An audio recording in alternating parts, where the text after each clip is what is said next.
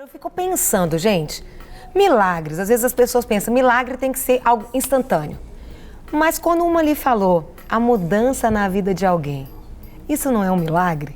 Né? Quando você tinha um tipo de conduta e Deus vai mudando a sua história toda, você vai tendo outra conduta, isso também não é um milagre? Porque às vezes a gente estabelece, milagre é só isso, isso e aquilo. Outras coisas não consideram. Você acaba diminuindo os milagres que são tantos. Sim. Como o pastor disse, a vida é um milagre, né? O fato de nós estarmos vivos, se a gente pensar na narrativa bíblica, de que nós deveríamos estar mortos por causa dos nossos delitos e pecados, e que toda a existência foi maculada por causa do pecado e nada deveria existir, o fato de nós existirmos e estarmos vivos, isso já é um grande milagre, né? O fato de a cruz sustentar a história, sustentar o homem, sustentar todas as coisas, isso é um grande milagre. A gente vive em um mundo permeado pela graça, em que a graça sustenta todas as ações e a existência humana o tempo todo, né? Verdade. Eu achei muito interessante o pastor falando aqui, algo também que eu queria pontuar, né? Principalmente porque ele é médico. A gente sabe que em todo procedimento médico existe um risco. Sim. Qualquer procedimento que o seja, ele envolve um risco, né? A gente vê, às vezes, um procedimento simples, cirúrgico, às vezes, né, até numa mesa de dentista, numa cadeira de dentista, um procedimento muito simples, que a pessoa vem a óbito.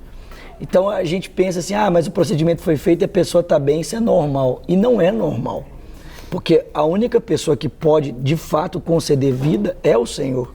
E às vezes ele o faz através da medicina e às vezes ele o faz através de uma forma extraordinária. Mas o fato é que a vida humana é sustentada pela graça de Deus, seja pelas mãos dos médicos ou pela própria intervenção direta do Senhor. Agora, meus pastores, ali uma das entrevistadas, uma das moças ali, ela disse que é quando as esperanças se acabam, é quando vem o milagre. Entendemos que nesse nível é quando se monta o cenário para Deus agir. Sim. O homem tira a mão.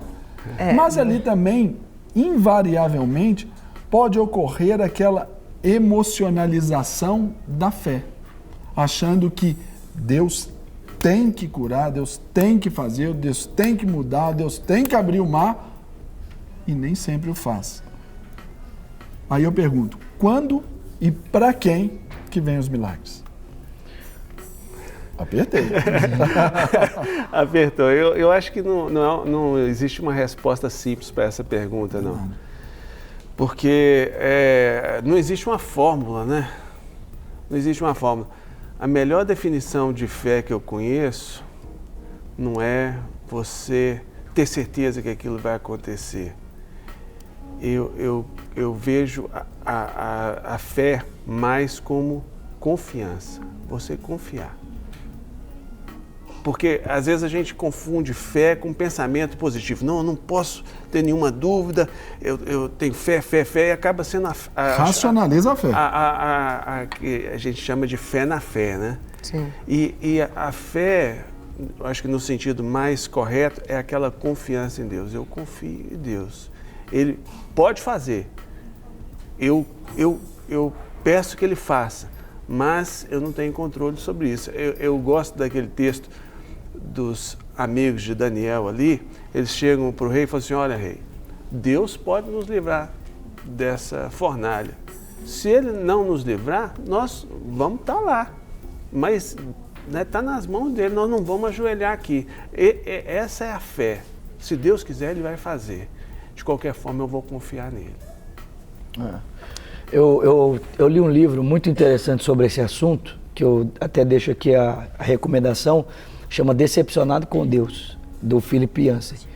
E nesse livro ele fala que às vezes a decepção a respeito da pessoa de Deus, ela não vem só diante da ausência do milagre, mas ela vem também na presença do mesmo. Porque a gente olha para a história do povo de Israel, e talvez não exista na história da humanidade um povo que tenha visto mais manifestações de Deus do que o povo de Israel.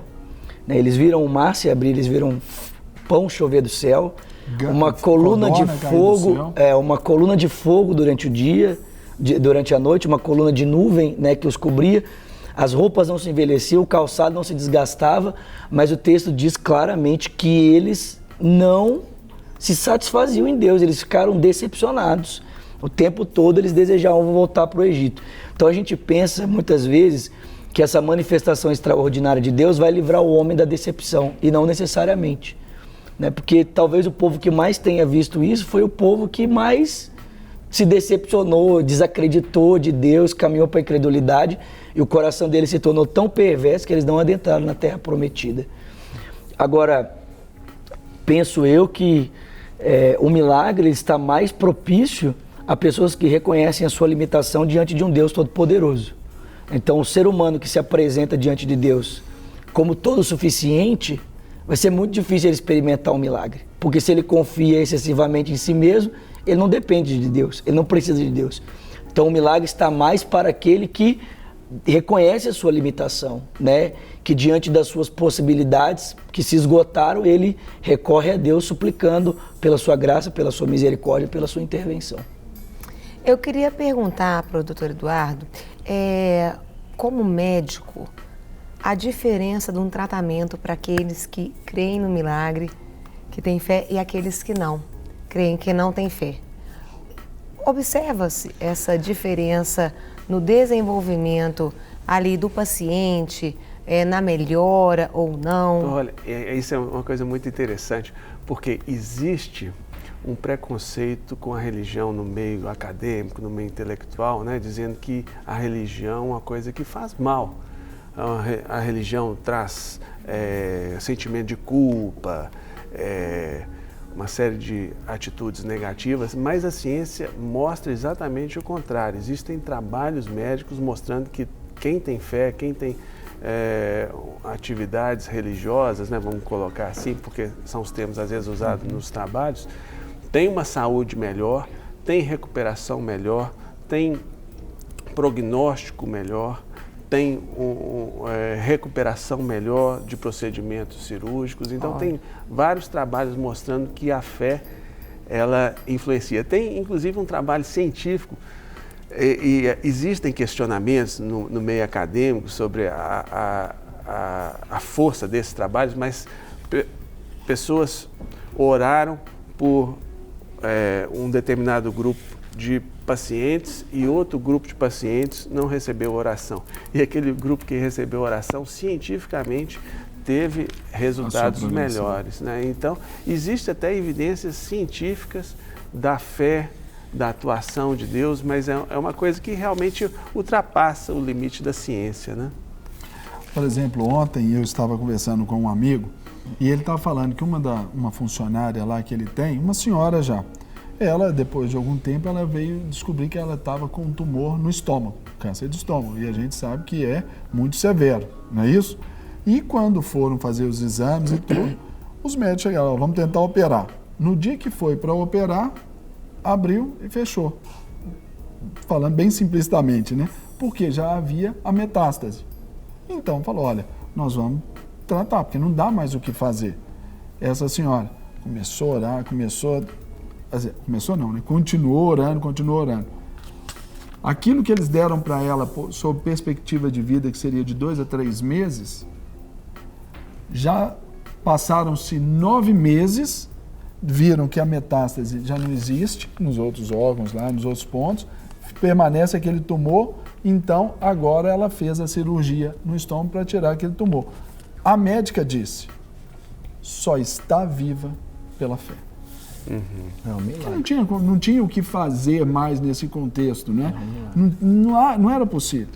E foi uma reversão. Eu queria fazer uma observação, se vocês me permitirem, claro. Que eu acho que um ponto importante para o telespectador é ele não ter a noção de que ele tem que optar entre o tratamento médico e a oração, a fé, a atuação de Deus. Deus vai atuar, né? Como você falou, a irmã se submeteu aos procedimentos, né? E Deus atuou. Então, nas sessões lá se de existe quimioterapia, parece que assim, a médica falou, olha, não vai.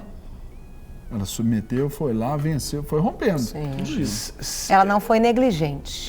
Porque se existe um tratamento, um recurso, não é fé você abdicar disso, é falta de sabedoria. E responsabilidade. Exatamente. Uma vez um professor sabendo que eu sou cristão, chegou para mim, ele falou assim, eu estou indignado, um menino chegou aqui, o médico é endocrinologista, o menino chegou aqui em coma diabético porque o pastor falou para ele parar de tomar insulina. E assim, eu fiquei entristecido, né, sabendo até que aquele pastor podia estar bem intencionado e aquela família, né, quis dar um passo de fé, mas foi uma atitude irresponsável. Sim. Que podia ter até matado aquela criança.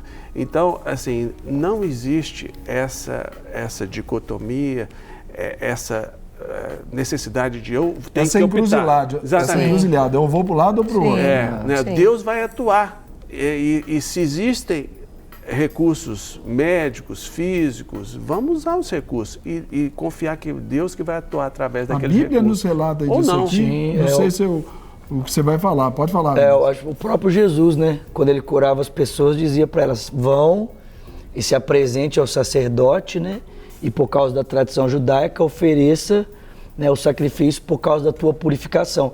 Então a gente tem que lembrar que a função do sacerdote naquela época não era só religiosa e nem só social, mas também era médica, era o sacerdote que era o responsável por averiguar se a pessoa estava de fato curada ou não.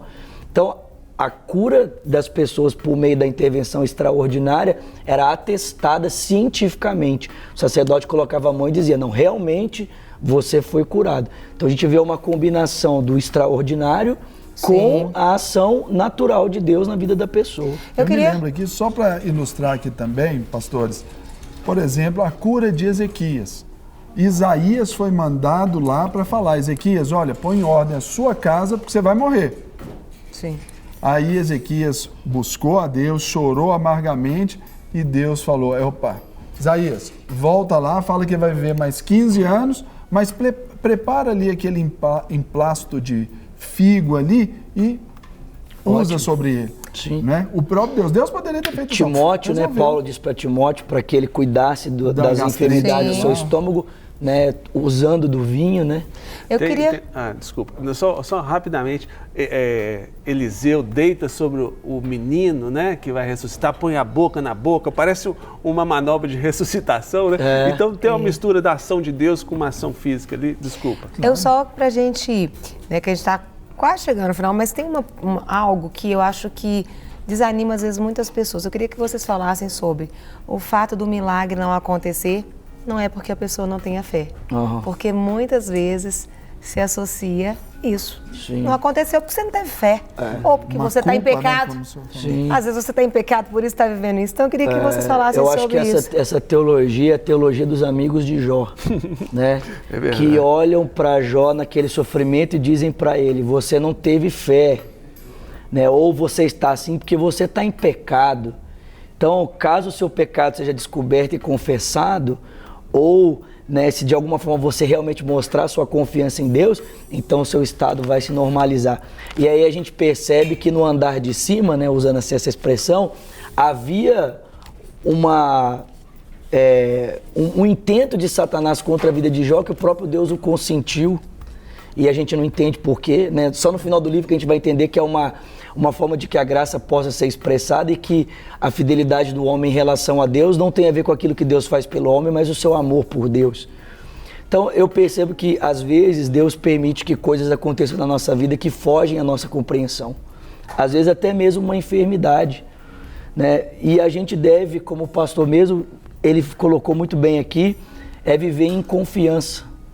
E a confiança em Deus significa confiar absolutamente, mesmo quando essa confiança foge completamente àquilo que a gente está entendendo. Né? Às vezes eu não estou entendendo tudo o que está acontecendo, sim.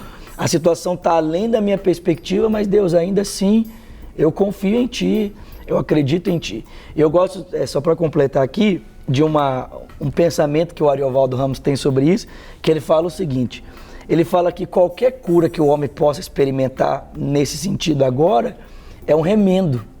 É porque, de qualquer forma, a gente é curado hoje, a gente experimenta o milagre hoje e morre amanhã. Porque o milagre não vai resolver o problema da morte. Ele vai resolver o problema da enfermidade. Mas o próprio Lázaro, que um dia foi ressuscitado, posteriormente veio a morrer. Então a gente tem que lembrar que o problema, a solução final para o homem, não é a cura e nem o milagre, é a glorificação.